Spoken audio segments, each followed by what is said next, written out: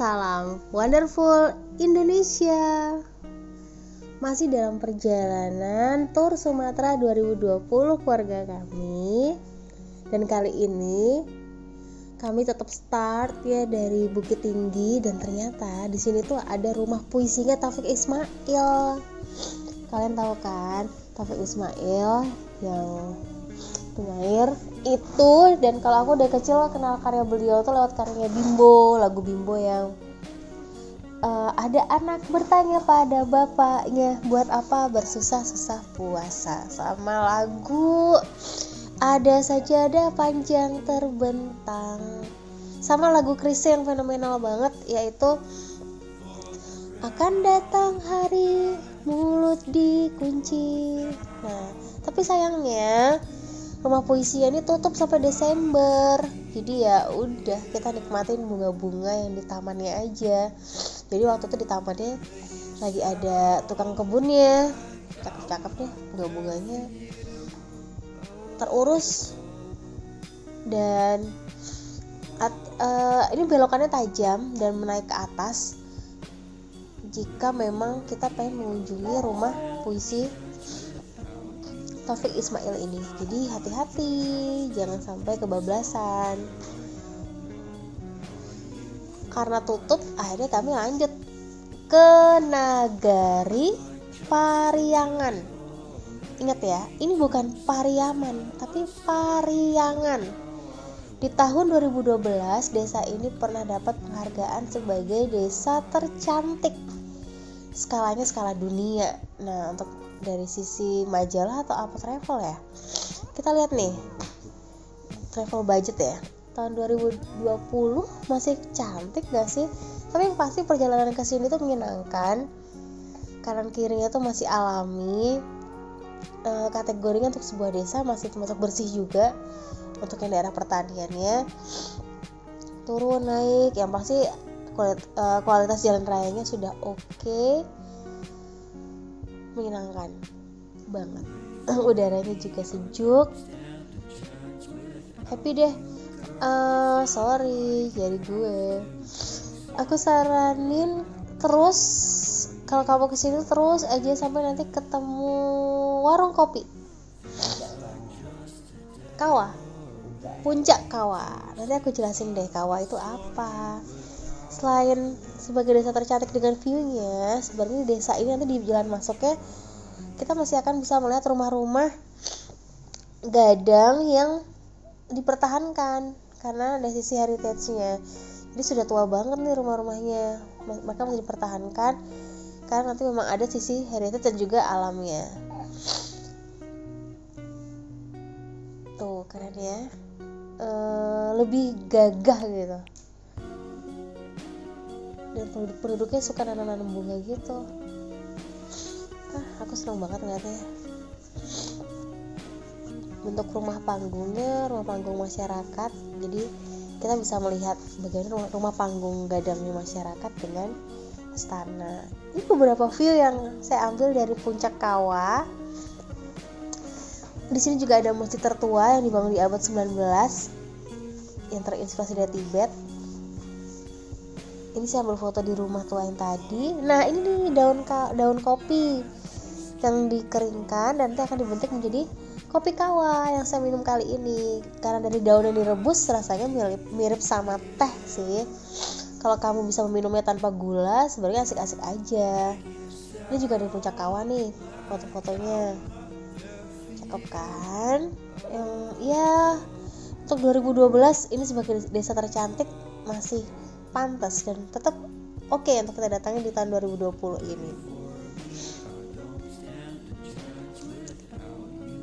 Saat itu habis selesai dari Puncak Kawah, kita mau datangi yang tadi, masjid yang tua tadi yang dibangun di abad 19. Ada baiknya sih biar gak berpapasan dengan mobil yang lain, karena jalannya juga sempit.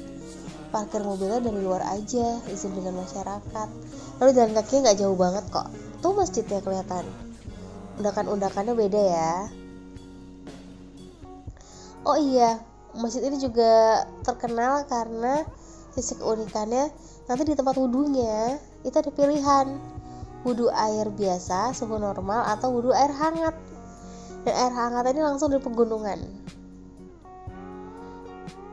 Di masjidnya, dan kita menyempatkan untuk sholat di dalam.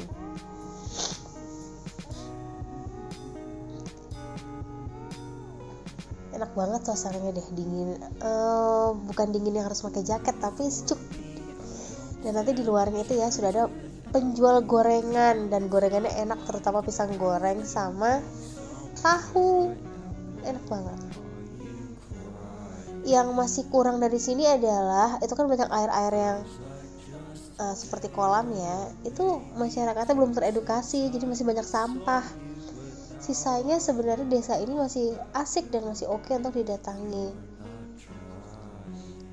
Apalagi kalau pemuda setempat itu membuat semacam semacam tur kecil khusus ketika wisatawan datang kemari. Jadi kita bisa tahu ini rumahnya siapa, sejarahnya bagaimana. Jadi nggak hanya papan petunjuk saja. Kalau ini kita hari nebak-nebak, di rumahnya Pak ini. Lanjut dari Pariangan kita ke Istana Pagaruyung. Biaya masuknya 15.000 ya, bukan 5.000 ya. Biaya masuk Istana Pagaruyung 15.000 untuk dewasa, 5.000. Oh iya, 15.000 untuk dewasa. Godain nih anak-anak mau foto pakai busana apa enggak, tapi kayaknya mereka udah capek dan mereka sudah tidak mood untuk ganti-ganti pakaian. Si babi juga nggak mau, masa aku pakai baju adat sendirian, akhirnya nggak jadi. Jadi kami takjub untuk sebuah istana yang dibangun di tempo lalu. Ini 3 lantai, serius, ini 3 lantai. Bagiku menakjubkan sih, karena membuat bangunan 3 lantai dengan teknologi di masa lalu ya itu butuh sebuah kemampuan tersendiri. Dan ternyata ini besar banget ya. Jadi pas kemarin kami datang sempat di sebuah rumah lokal, namanya apa ya, rumah godang Sungai Beringin. Itu juga bagiku tuh udah gede. Lalu ketika datang di sini, ya ampun besar banget. Sendal wajib dilepas ya, masukkan plastik jadi satu. Nanti sama bapaknya sudah ditaruh di pintu keluar. Baik banget kan. Jadi kita bayar tiket sudah termasuk jasa pelayanan tadi. Sudah diukur suhu juga, sudah wajib cuci tangan juga. Ini aku rekaman sambil ada yang kepo. Namanya Salim. Siapa yang kepo namanya? Salim. Ini tempat makan yang pernah nonton video Gordon Ramsay. Inilah tempat makan menjamu dia tuh. Itu yang ditutup kain, itu dalamnya tuh tudung yang berisi dengan macam-macam piring. Tapi kadang-kadang katanya diisi juga sama sirih, kapur. Aku nggak tahu ya tangga ini sudah direnovasi atau belum, tapi masih kokoh. Nah jadi info-info seperti ini loh, kalau ada guide itu rasanya tuh lebih enak. Apakah direnovasi berapa kali, lalu bahan kayunya apa saja, siapa pembuatnya, pengukirannya, penghiasannya bagaimana. Karena kadang-kadang kalau lihat istana itu pengen tahu hal sedetail itu, teknologi belajarnya dari mana, ada filosofinya enggak, ukiran yang ini. Jadi kemarin tuh ya hanya menikmati sisi keindahan, tapi belum tahu secara detail ada apa sih, ya kan, bagaimana sih, kenapa, dan lain-lain. Aku suka banget dengan plafon mereka, hiasannya itu loh, detail, cantik deh. Jadi pengen beli buat gantungan seperti itu. Dan ukirannya keren banget, full sampai ke plafon, luar biasa. Apa aku bikin plafon kayak gini juga ya? Aku sambil tidur sambil terima tamu, pemandangannya tuh cakep, jendelanya besar-besar, keren. Ini kayaknya ruangan pribadi yang aku nebak, nggak tahu ya ini punya rajanya atau ratunya, karena nggak ada info sama sekali sih ini ruangannya apa. Tapi itu tempat tidur, dan itu depannya buat sajian makan. Halamannya juga luas, ada jasa muter dengan semacam mobil apa ya, masa nyebutnya mobil apa ya, mobil otok-otok atau mobil apa tuh 10 ribuan. Ini kami di lantai 3 nih tadi yang duduk-duduk. Tangganya nyaman, jadi kalau bawa anak-anak suruh mereka hati-hati saja. Tangganya tidak curam. Nanti di ruangan terakhir itu ada bagian dapur.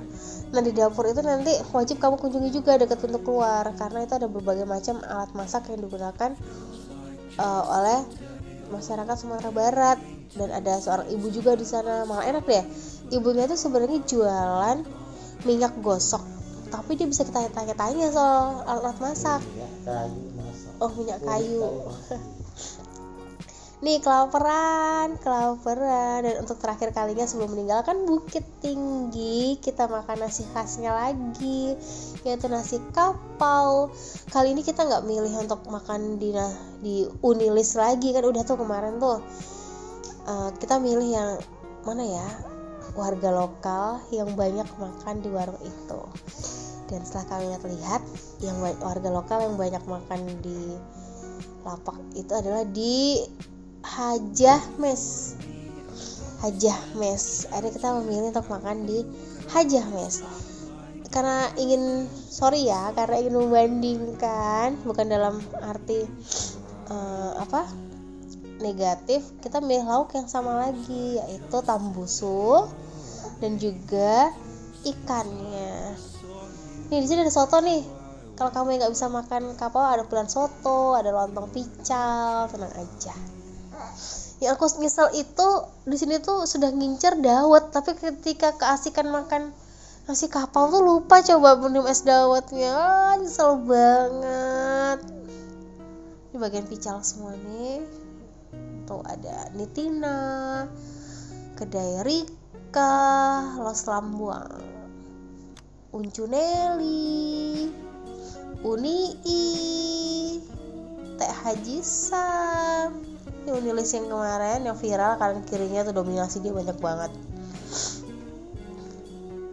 Dimakan oleh Yoma Men, Hajah Ana, dan kami makan di Hajah Mes. Enak nih doi nih. Aku sih lebih cocok, nggak tahu ya, aku Babe dan Sekar merasa lebih enak sih makan di beliau. Kalau kualitas nasi sama aja ya, dan harga semua lapak ini sama guys, 28.000. Kamu mau pilih lauk apa aja. Itu yang barusan ditaruh oleh beliau adalah kolnya lebar-lebar ya. Jadi ciri khas nasi kapau ini kan potongan lauknya besar, sayurnya juga besar-besar. Ada sayur nangka, sayur rebung, yang kacang panjang, semuanya digulai. Nanti ada kentang yang keringnya juga, ada kol. Si Babe waktu itu milih apa sih, kikil ya? Bilang aja lengkap.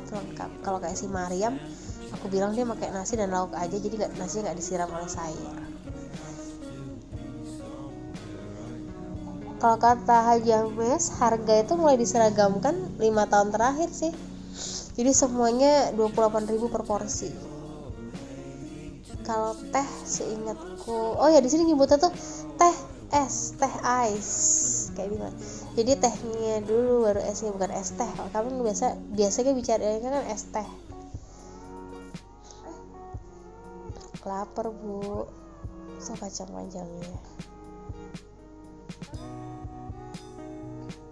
Dan juga ciri khas nasi kapau itu nanti ibunya tuh berdiri di undakan yang paling tinggi.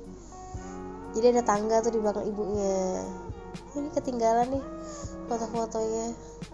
Sekian ya perjalanan kami, dan kami akan pindah ke Aceh. Ikuti terus, jangan lupa subscribe.